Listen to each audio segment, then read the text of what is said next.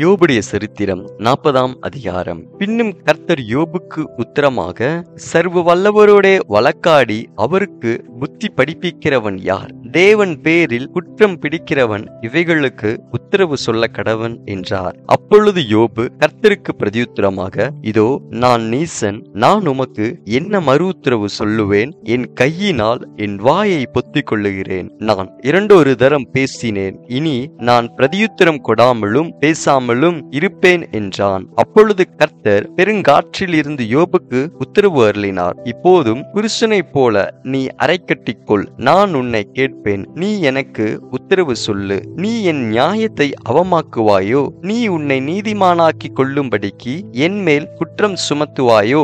தேவனுடைய புயத்தை போல் உனக்கு புயம் உண்டோ? அவரை போல் இடிமுழக்கமாய் சத்தமிடக்கூடுமோ?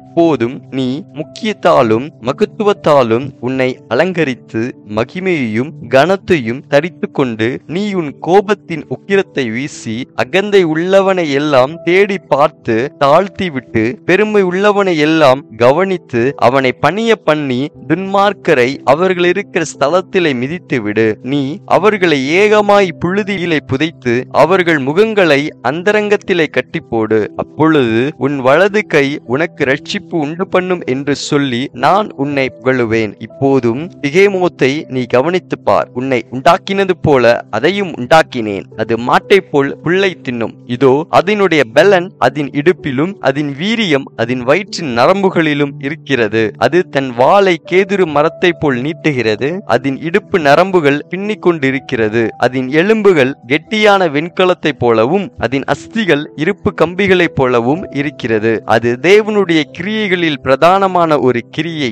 அதை உண்டாக்கினவர் அதற்கு ஒரு பட்டயத்தையும் கொடுத்தார். காட்டு மிருகங்கள் யாவும் விளையாடுகிற மலைகள் அதற்கு மேய்ச்சலை விளைவிக்கும். அது நிழலுள்ள செடிகளின் கீழும் நாணலின் மறைவிலும் உளையிலும் படுத்துக் கொள்ளும். தலைகளின் நிழல் அதை கவிந்து நதியின் அலறிகள் அதை சூழ்ந்து கொள்ளும். இதோ நதி புரண்டு வந்தாலும் அது பயந்தோடாது.